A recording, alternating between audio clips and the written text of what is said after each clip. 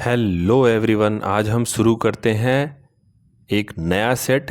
ये एग्ज़ाम हुआ था 13/1/2021 और ये 10:30 बजे से 12 बजे वाला सेट है। ये एग्ज़ाम RRB NTPC 2019 CBT 1, ठीक है। तो ये सेट टोटल 20 क्वेश्चंस करके हम 5 पार्ट में करेंगे इसको, और ये इस सेट का पूरा रियल टाइम सॉल्यूशन कराएंगे इसका, ठीक है। तो शुरू करते हैं इस सेट का पार्ट 1। पहला क्वेश्चन है, फर्स्ट क्वेश्चन, इनमें से किसने अपने साम्राज्य को संगठित एवं मजबूत बनाने के लिए सिंधु घाटी से लेकर बंगाल में स्थित सोनार घाटी तक शाही सड़क का निर्माण कराया, रॉयल सड़क का निर्माण कराया था, जिसका नाम ब्रिटिश काल के दौरान बदलकर जीटी रोड। तो बिल्कुल जीटी रोड जहाँ पे आए, शेर शाह सूरी इसी ने बनवाया था। शेर शाह सूरी ने और भी कई इम्पोर्टेंट काम कराए थे, तो बहुत इम्पोर्टेंट है ये, शेर शाह सूरी जीटी रोड बनवाया था, ठीक है। बढ़ते हैं आगे, क्वेश्चन नंबर 2। क्वेश्चन नंबर 2 है, यदि एक आयतन का क्षेत्रफल 60 इकाई और परिमाप 34 इकाई, ठीक है। तो देखो, सबसे पहली बात तो आयतन, इट्स लाइक दिस, इस तरीके का कुछ आयतन है, लेंथ है और ये ब्रेड्थ है। तो इसका क्या बोल रहा है, क्षेत्रफल मतलब L और B कितना हो जाएगा 60, और परिमाप कितना हो जाएगा, पूरा चारों तरफ का सम जोड़, तो L + B, और ये 2 बार जोड़ा जाएगा तो ये हो जाएगा 34, ठीक है। तो क्या बोल रहा है, तो उसका विकर्ण ज्ञात कीजिए, ठीक है। तो L + B कितना आ रहा है, 17 आ रहा है, ठीक है। तो अब क्या बोल रहा है, उसका विकर्ण क्या होगा, ये होगा विकर्ण। तो यहाँ पे ये एक त्रिकोण बन गया है, ट्रायंगल। तो इसका पाइथागोरस थ्योरम लगाएंगे तो क्या आएगा, B² + L² रूट में, ठीक है। तो ये जो साइड है ना, ये आएगा, क्या आएगा, रूट में L² + B², यही आएगा ना, ठीक है। तो अब देखो, इन दोनों का यूज़ करके हम इसको कैसे फाइंड करेंगे, कैसे निकालेंगे। L + B स्क्वायर कर देंगे, ठीक है। L² + B² + 2LB, ठीक है। ये इसका मान हमें पता है, इसका मान हमें निकालना है, वो भी रूट में, और इसका मान हमें, LB का मान हमें पता है। वैल्यू पुटिंग करते हैं सीधे, ठीक है। तो वैल्यू पुटिंग करेंगे तो कितना आएगा, L + B का 17 आएगा, तो 17² बराबर L² + B² + 2 × 60, ठीक है। तो 17 का स्क्वायर हो जाएगा 289 - 120, ठीक है। L² + B², यही है, ठीक है। तो ये कितना हो रहा है, ये इसको जब सॉल्व करेंगे तो ये आ जाएगा 169, ठीक है। लेकिन ये हमें ये निकालना है रूट में, तो इसका रूट मार दो दोनों तरफ का, तो कितना हो जाएगा, 13 का है, तो हमारा 13 आंसर आ जाएगा, ठीक है। तो ये एकदम सिंपल ही क्वेश्चन था, बहुत। नेक्स्ट क्वेश्चन है क्वेश्चन नंबर 3। क्वेश्चन नंबर 3 में है, यदि किसी कूट भाषा में लैपटॉप को 28, 16, 36 लिखा जाता है और ड्रॉग को 12, 25 और 36 लिखा जाता है, तो उसी कूट भाषा में मेंबर को किस प्रकार लिखा जाएगा, ठीक है। तो देखते हैं क्या कैसे लिखा जाएगा इनको। लैपटॉप को, ये सबसे पहले इसमें फंडा तो एक ही होगा, ABCDEFGHIJKLMNOPQRSTUVWXYZ, ठीक है। 1 2 3 4 5 6 7 8 9 10 11 12 13 14 15 16 17 18 19 20, 21, 22, 23, 24, 25, 26। ठीक है, अब देखते हैं लैपटॉप। लैपटॉप में क्या है ये? L A P कहाँ गया? P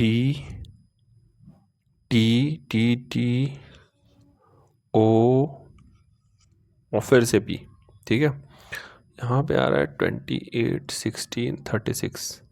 तो 6 डिजिट पे, 6 अल्फ़ाबेट पे 3 ऐसे बना रखे हैं कॉम्बिनेशन।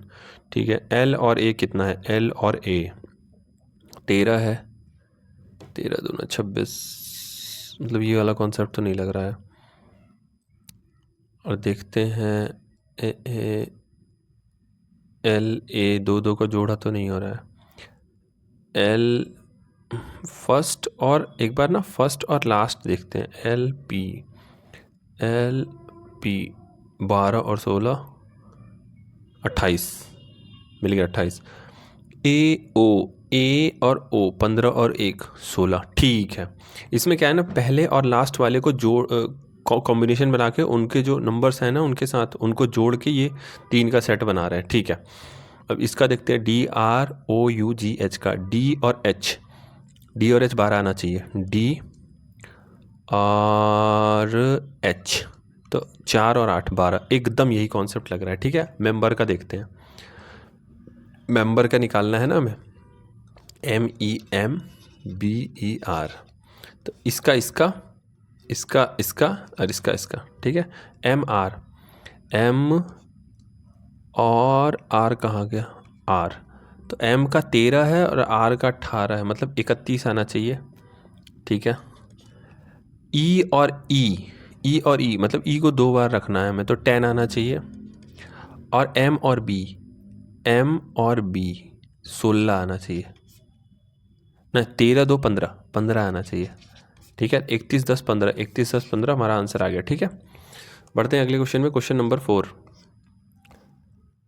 क्वेश्चन नंबर 4 है, उस विश्व प्रसिद्ध वैज्ञानिक का नाम बताइए जिसे सापेक्षता के सिद्धांत, थियरी ऑफ रिलेटिविटी के लिए जाना जाता है। तो थियरी ऑफ रिलेटिविटी, ये तो तुम्हारे अल्बर्ट आइंस्टाइन, बहुत फेमस है। Theory of relativity is equals to mc²।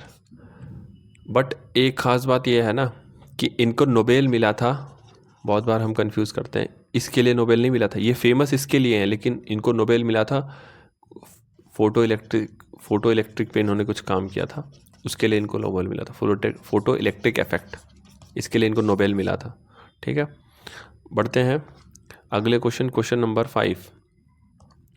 Question number 5 है, निम्नलिखित में से किस बैंक की स्थापना 1770 में भारत के कलकत्ता में यूरोपीय प्रबंधन के अधीन की गई थी? 1770 में बैंक ऑफ हिंदुस्तान। अब इसमें क्या ही कॉन्सेप्ट लगाएंगे, याद है तो ठीक है, वरना फिर स्किप करो इन क्वेश्चंस को। कुल मिला के बैंक ऑफ हिंदुस्तान इनको याद करना पड़ेगा। बैंक ऑफ हिंदुस्तान क्या था ये? इसकी स्थापना 1770 में की गई थी। ठीक है, बढ़ते हैं आगे। Question number 6। क्वेश्चन नंबर 6 है, भारत के उस स्थान का नाम बताइए जहां 0 मील का पत्थर, 0 माइल स्टोन देखा जा सकता है। हाँ, ये एक्चुअली में ये उस समय शायद करंट अफेयर में आया था ये क्वेश्चन, और वैसे भी ये NCERT में शायद गिवन है कहीं। इसका ये कॉन्सेप्ट ये है ना, ये अंग्रेज जो है, ये हमारा भारत है ना,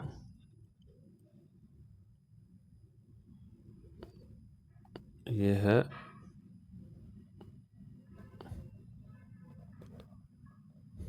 फ्री हैंड। इसको 1 मिनट थोड़ा इधर से डिलीट कर देते हैं।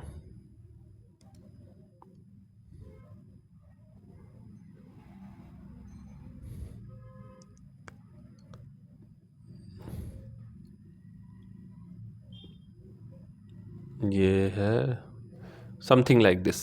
ठीक है, तो अंग्रेजों ने एक ऐसा काम किया था कि मिडिल पॉइंट, मतलब ये कुछ इस तरीके का उनका रूल था। तो यहाँ पे उन्होंने नागपुर में इसको मध्य बिंदु माना था, ठीक है, बीच पॉइंट माना था। और इसी पॉइंट को इन्होंने यहाँ पे एक पत्थर बनाया और इसको इन्होंने नाम दिया 0 माइल स्टोन, ठीक है। तो ये है कहाँ पे, एट नागपुर, ठीक है। तो इसका आंसर हो गया नागपुर और ये है 0 माइल। तो ये इंडिया के मैप से दिखा दिया गया है, ठीक है। बढ़ते हैं आगे क्वेश्चन नंबर 7 पे। क्वेश्चन नंबर 7 है प्रोग्रामिंग भाषा C++ का विकास AT&T बेल लेबोरेटरीज में, ये है बिजर्न स्ट्रोट्रोप जो द्वारा डैश के दशक में प्रारंभ किया गया था, 1980। फैक्ट क्वेश्चन है कंप्यूटर के, ऐसे क्वेश्चन 2-4 कठिन आते ही हैं, ठीक है। तो कुल मिला के ये जो C++ वाला बात है ना, इसको हम ऐड कर लेंगे अपने जीके में, ठीक है। बढ़ते हैं आगे, क्वेश्चन नंबर 7 हो गया। Question number 8। क्वेश्चन नंबर 8 है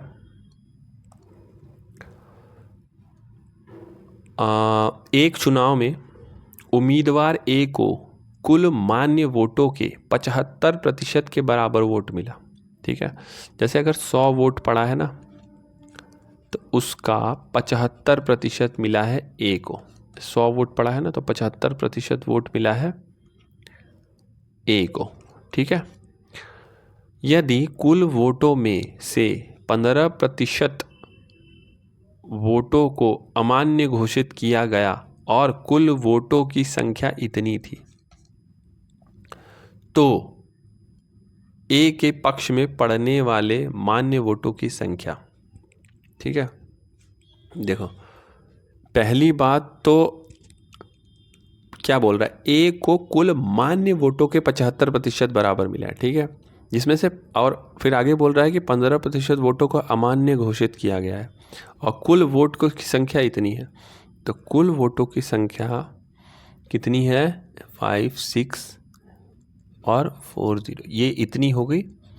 इसमें से 15% अमान्य है, तो 85% तो मान्य है। अब ए को कुल मान्य वोटों के 75%, मतलब ये तो कुल मान्य वोट हो गए। अब इसका 75% वोट मिल गया है ए को, ठीक है। तो जैसा प्रश्न ने कहा है वैसा हमने बना दिया इसका, ठीक है, इक्वेशन बना दिया, समीकरण। अब इसको हल करना है, तो ये तो 0 कट जाएगा, ये तो 0 कट जाएगा, ठीक। उसके बाद हमारा आ जाएगा, ये भी 0 2 कट जाएगा, ये भी 0 2 कट जाएगा, ठीक है। अब हमें इसको क्या मल्टीप्लाई करना पड़ेगा, तो ये काफ़ी हो जाएगा हेक्टिक। करते हैं इसको ट्राई, इसको करते हैं ना, ये कितना हो जाएगा, 28 × 2, और ये कितना हो जाएगा 7 × 2 × 2, ठीक है, × 2। तो इसको हम फैक्टर इसलिए कर रहे हैं ना कि हम मल्टीप्लिकेशन हमारा आसान हो जाए। मल्टीप्लाई बाय, इसको हम क्या करेंगे 5 × 17, और इसको हम क्या करेंगे 5 ×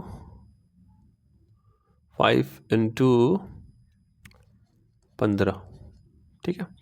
तो ये एक 2 इसको दे दो, एक 2 इसको दे दो, और यहाँ पे ना 15 को हम लिख देते हैं 5 × 3, और एक 2 इसको दे दो, ठीक है। तो ये तो हमारे, ये इसके साथ टोटल हमारे हो गए, ये मिल गया, ठीक है।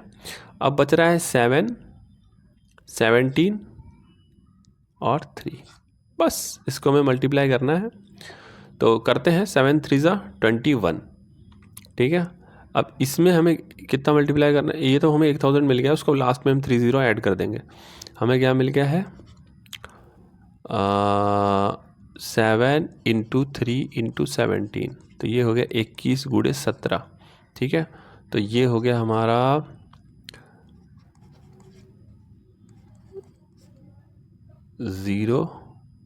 7 5 3, तो ये हमारा हो गया 357, यही हमारा आंसर है।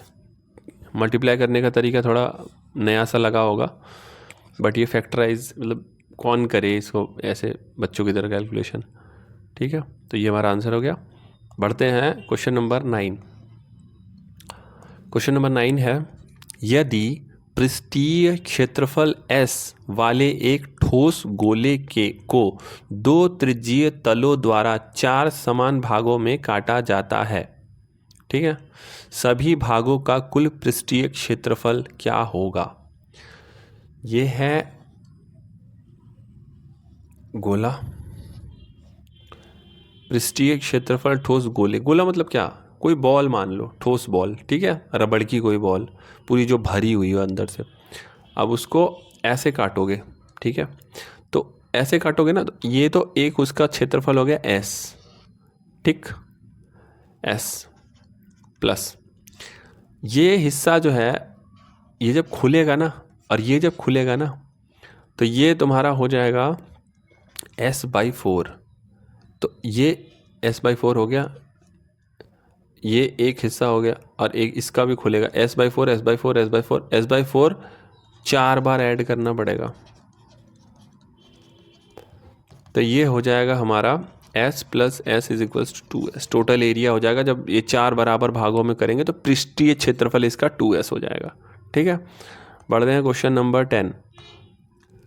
क्वेश्चन नंबर 10 है, भारत ने पोखरण में अपना दूसरा परमाणु परीक्षण किस वर्ष किया था। ये तो बहुत ही हॉट क्वेश्चन है इनका, और ये हर साल पूछा जाता है, ये मतलब रिपीट करता है, सेम ईयर के सेम सेट में कई बार रिपीट कर जाएगा। तो 1998 में, और ये था दूसरा, ठीक है, डेट याद कर लो, 11 और 13 मई। ठीक, क्यों डेट इंपॉर्टेंट है, क्योंकि इसीलिए 11 मई जो है ना, इसको माना जाता है नेशनल टेक्नोलॉजी डे, राष्ट्रीय तकनीक दिवस। ठीक, और जो पहला, अब ये दूसरा है ना, तो पहला कब हुआ था, फर्स्ट पोखरान टेस्ट या फिर पोखरान परीक्षण, ये हुआ था 18 मई 1974। ठीक है, तो इससे रिलेटेड ये फैक्ट था, इसको भी याद रखना पड़ेगा। एक चीज़ और है, इसको पहले वाले को बोला गया था, इसको बोला गया था ऑपरेशन स्माइलिंग बुद्धा। ठीक, और इसको बोलेंगे ऑपरेशन शक्ति। ये भी इंपॉर्टेंट है, ऑपरेशन शक्ति। सीधे यही पूछ सकता था, दूसरा परमाणु परीक्षण को क्या नाम दिया गया था, ऑपरेशन शक्ति, और इसको बोलेंगे ऑपरेशन बुद्धा। ठीक है, बढ़ते हैं आगे। Question number 11। क्वेश्चन नंबर 11 है, एक आदमी किसी कार्य को पहले 5 दिनों में 4 आवर प्रतिदिन, अगले 5 दिनों में 5 आवर प्रतिदिन, और अंतिम 5 दिनों में 6 आवर प्रतिदिन कार्य करके 15 दिनों में पूरा करता है। ठीक, यदि वह आधे घंटे के लंच ब्रेक के साथ प्रतिदिन 8 घंटे काम करता है, तो वह कितने दिन में पूरा करेगा। यही ना, कितने दिन में पूरा करेगा। ठीक है, देखो टोटल दिन कितने हैं, 15। कैसे हैं 15 ऐसे बन रहे हैं, देखो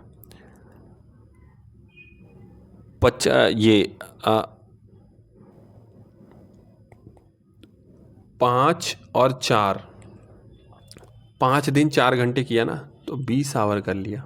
ठीक है, प्लस 5 दिन ये 5 घंटे किया है, तो 25 घंटे कर लिया, और फिर ये 5 दिन 6 घंटे किया है, तो 30 दिन हो गया। टोटल कितना हुआ, टोटल हुआ 75।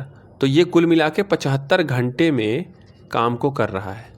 ठीक, अब ये क्या बोल रहा है, यदि वह आधे घंटे के लंच ब्रेक के साथ प्रतिदिन 8 घंटे, अब ये एक दिन 8.5 घंटे कर रहा है, ठीक है, 8.5 घंटे कर रहा है ना, 8 घंटे कर रहा है, आधे घंटे लंच ले रहा है, तो 7.5 ही घंटे हो ना, 7.5 घंटे का ये काम कर रहा है हर दिन। तो डेज कितने, जितना भी दिन होगा उसमें मल्टीप्लाई करोगे तो इसके बराबर होना चाहिए ना, ठीक है, क्योंकि काम 75 घंटे में ये जितना काम कर रहा है उतना ही काम इसको करना है अब इतने में, ठीक है। तो अब डी कहाँ से हो जाएगा, डी आ जाएगा यहाँ से 7.5 बराबर 10। तो ये 10 डेज लेगा और इतने दिन इतने घंटे एक दिन में कर रहा है, तब जाके ये उतना काम ख़त्म कर लेगा, ठीक है। तो हमारा 10 आंसर भी आ गया। बढ़ते हैं अगला क्वेश्चन नंबर 12। क्वेश्चन नंबर 12 है, यदि j बराबर 17 n बराबर 13 तो जूनियर क्या होगा। A B C D E F G H I J K L M N O P Q R S T U V W X Y Z। 1 2 3 4 5 6 7 8 9 10 11 12 13 14 15 16 17 18 19 20 21 22 23 24 25 26, ठीक है। तो जे कितना है 10, जे कितना है 17 दे रखा है, एन कितना दे रखा है 13, ठीक है। अच्छा, जूनियर का पता करना है। देखो इसमें भी रिवर्स चल रहा है, ये कैसे चल रहा है, अगर देखो हम इधर 1 देंगे ना तो एन हमारा पता है कितना आएगा, हमारा एन आ जाएगा 13, क्योंकि देखो 1 2 3 4 5 6 7 8 9 10 11 12 13, रिवर्स चल रहा है। 13 14 15 16 17, देख रहे हो जे हमारा 17 आ रहा है ना, रिवर्स चल रहा है हमें। तो बस फाइंड करते हैं यू कितना होगा, यू होगा हमारा 6, चलो लिख ही लेते हैं सीधे। जे कितना होगा 17, यू कितना होगा 6 और एक ही में है 17 6, तो इसीलिए डी वाला आंसर हो जाएगा। मतलब ये 1 2 3 वाला एक कॉन्सेप्ट है और रिवर्स है, और कई एक और क्वेश्चन आया था जिसमें क्या दिया था, जिसमें कुछ दिया था तो उसमें पहले और लास्ट वाले को ऐड करके जो कॉम्बिनेशन बनाया गया था। तो ऐसे भी क्वेश्चन आते हैं। तो ये सारे जैसे जैसे पूछ रहे हैं ना, ये कॉन्सेप्ट हमें दिमाग में बैठा लेने हैं। बढ़ते हैं अगला क्वेश्चन नंबर 13। क्वेश्चन नंबर 13 क्या है, वह क्षेत्र जहाँ स्रोत से आने वाला पूरा प्रकाश अवरुद्ध हो जाता है क्या कहलाता है। देखो ये है क्वेश्चन ज्योग्राफी का, भूगोल। इसमें क्या है, ये पूछा गया है स्रोत जहाँ से आना, ठीक है। देखो कुछ ऐसा है ना समथिंग, ये जब लगता है सूर्य ग्रहण, ये हमारा सूरज हो गया, ये हमारा चंद्रमा हो गया और ये हमारा अर्थ हो गया, ठीक। यहाँ से क्या है ना, सूरज से किरणें आती हैं और कुछ इस तरीके से, और यहाँ से हल्का हल्का लालिमा मिलता है हमें, और ये हिस्सा एकदम ही डार्क होता है। अब इसमें क्या होता है ना, देखो ये जो एकदम डार्क वाला हिस्सा है ना, और ये है हल्की हल्की रोशनी आती है, ठीक है। ये लग रहा है तुम्हारा सूर्य ग्रहण, जिसको बोलते हैं सोलर एक्लिप्स, ठीक है। ये हमारा हो गया सन, ये हमारा हो गया अर्थ, ये हमारा हो गया मून, ठीक है। तो इसमें जो एकदम डार्क वाला हिस्सा जो आता है ना, उसको बोलते हैं अम्ब्रा, अम्ब्रा। और ये जो हल्का वाला है ना, ये आता है पेनम्ब्रा, ठीक। और इस हिंदी में इसको बोलेंगे प्रच्छाया और उपछाया, उपछाया और प्रच्छाया, ठीक है। तो ये होता है ये। अब अगर कभी ये पूछ ले कि अम्ब्रा पेनम्ब्रा बनता कब है, सूर्य ग्रहण में, ठीक है। बढ़ते हैं आगे। Question number 14। क्वेश्चन नंबर 14 है, दिए गए कथन को ध्यानपूर्वक पढ़ें और निर्णय कीजिए कि कौन सी धारणा और धारणाएं कथन में निहित हैं। कथन, चेन खींचने की घटनाएं दिन प्रतिदिन बढ़ती जा रही है, ये तो कथन हो गया। धारणा क्या है? पुलिसकर्मी ऐसी घटनाओं में शामिल होते हैं। कैसे कह सकते हो तुम? ऐसा कुछ पुलिस का तो उल्लेख किया नहीं है, तो बिल्कुल नहीं कह सकते। चेन स्नेचरों को सजा का कोई डर नहीं है। अब देखो, चेन स्नेचिंग की घटनाएं प्रतिदिन बढ़ती है। क्यों बढ़ती है? क्योंकि वो सजा मिलेगी, उनको पता है, लेकिन उनको डर नहीं है सजा का। डर होगा तो वो घटेगी ना, तो डर नहीं है इसीलिए वो बढ़ रही है। तो इसीलिए केवल 2 निहित है। ठीक है, बढ़ते हैं आगे। Question number 15। क्वेश्चन नंबर 15 है, एक त्रिभुज के 2 कोणों का योग तीसरे कोण के बराबर है। देखो, कोई त्रिभुज है ए बी सी, तो angle A plus angle B plus angle C बराबर 180 डिग्री है। ठीक है, क्या बोल रहा है कि इसके तीसरे कोण, 2 कोणों का योग, मान लो ये 2 कोण है ना, इनका योग इसके बराबर है। तो अगर ये x होगा तो ये भी x होगा, तो 2x बराबर 180 डिग्री। तो x बराबर कितना हो जाएगा? 90 डिग्री। ठीक है, मतलब बात हो रही है ये 90 एंगल डिग्री की, राइट एंगल ट्रायंगल की ना। तो एक 90 होता है, बाकी जो 2 होते हैं वो 90 के सम होते हैं। ठीक है, राइट एंगल ट्रायंगल की बात हो गई। बढ़ते हैं क्वेश्चन नंबर 16। क्वेश्चन नंबर 16 है, भारत का स्टैचू ऑफ यूनिटी किस राज्य में स्थित है? गुजरात में। जब 2014 में मोदी बने थे पीएम, उसके बाद उन्होंने स्टैचू ऑफ यूनिटी बनाया है। किसको देख के? वो स्टैचू ऑफ लिबर्टी है जो यूएसए का, उसको देखा देखे बनाया है ताकि टूरिज्म फैले। बहुत सारे फ़ायदे भी हैं। उसके बाद जो है ये बना था केवड़िया में, ये भी हमें पता होना चाहिए। और क्या है, ये किसकी स्टैचू है? सरदार पटेल की है, सरदार वल्लभ भाई पटेल। और इसको स्टैचू ऑफ यूनिटी क्यों दिया गया? ऐसा कहा जाता है कि 400 से भी ज़्यादा रियासतें थी जब भारत आज़ाद हुआ था। ठीक है, तो इन्होंने क्या किया, सबसे बात करके इन्होंने सबको एक किया, यूनाइट किया, तो वो हो गई यूनिटी। तो उसी को थोड़ी सी इनको जो है याद करने का एक तरीका है, इनको एक ठप्पा लगा देना कि ये इन्होंने यूनाइट किया था, तो स्टैचू ऑफ यूनिटी हो गई। ठीक है, एक और ख़ास बात ये कि 182 मीटर है ये इसकी हाइट। ठीक है, और ये क्या है, वर्ल्ड का ये टॉलेस्ट है, ये भी हो गया। ठीक है, तो ये हो गया स्टैचू ऑफ यूनिटी की बात। ठीक है, बढ़ते हैं आगे। Question number 17। क्वेश्चन नंबर 17 है, थियोफ्रेस्टस जो है को निम्न में से किसका जनक वनस्पति जूलॉजी, ठीक है, जूलॉजी वनस्पति विज्ञान जो है ये हो गया तुम्हारा थियोफ्रेस्टस। ठीक है, ये इनको जनक फादर कहा जाता है। बढ़ते आगे। Question number 18। क्वेश्चन नंबर 18 है, 6 सर्वाधिक जनसंख्या वाले देश किस महाद्वीप में स्थित हैं? तो सर्वाधिक जनसंख्या वाले, सबसे पहली बात 6 सर्वाधिक पूछ रहा है ना। अब दौड़ाओ दिमाग, कौन से महाद्वीप में जनसंख्या वाले हैं? तो सबसे पहले तो भाई इंडिया, चाइना और इंडिया ही हो गए।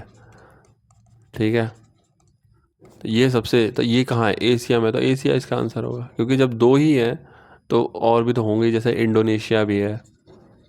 ठीक है, और मुस्लिम कंट्रीज इतनी हैं।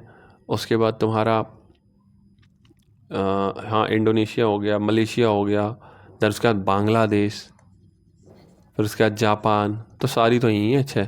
ठीक है, बढ़ते हैं आगे। Question number 19। क्वेश्चन 19 को हमें क्या करना है? सॉल्व करना है। ठीक है, सॉल्व नहीं करना है, इसमें बस बताना ये है क्या। तो पहले देखते हैं ऑप्शन में क्या है, परिमेय, प्राकृतिक, पूर्णांक, अपरिमेय। ठीक है, प्राकृतिक क्या होती है? प्राकृतिक नेचुरल नंबर। मतलब ये 1 2 3 ऐसे करके, तो ये 1 2 3 तो है नहीं, बिल्कुल नहीं है, प्राकृतिक तो है नहीं भाई। पूर्णांक, पूर्ण संख्या भी नहीं है, फ्रैक्शन में है टोटल। तो परिमेय अपरिमेय, आंसर तो अपरिमेय है। तो लेकिन समझ लेते हैं ये परिमेय होता क्या है। परिमेय को बोलते हैं रैशनल नंबर, और अपरिमेय को बोलते हैं इररैशनल नंबर। अब ये होते क्या है, देखो A/B फॉर्म में फ्रैक्शंस होते हैं, ठीक है, जहां B जो है ये नॉट इक्वल टू 0 होना चाहिए, नहीं तो इन्फिनिटी हो जाएगा। ये तो हो गया, इस फॉर्म में होते हैं, पहली चीज। दूसरी चीज, अगर ये रैशनल नंबर होगा, ठीक है, तो रैशनल नंबर होगा तो हम इसको A/B फॉर्म में लिख सकते हैं, जैसे इसको लिखा गया है ना, तो इसका मतलब ये परिमेय है। अगर इसको इस फॉर्म में नहीं लिख सकते तो वो हो जाते हैं अपरिमेय। जैसे √2,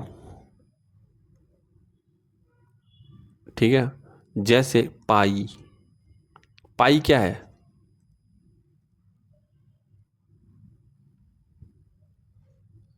पाई तुम्हारा हो गया 2.14, बढ़ता जाएगा, ठीक है।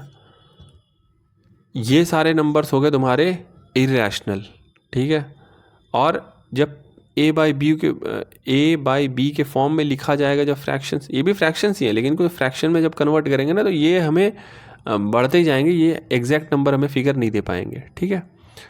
तो इसीलिए ये हो गया हमारा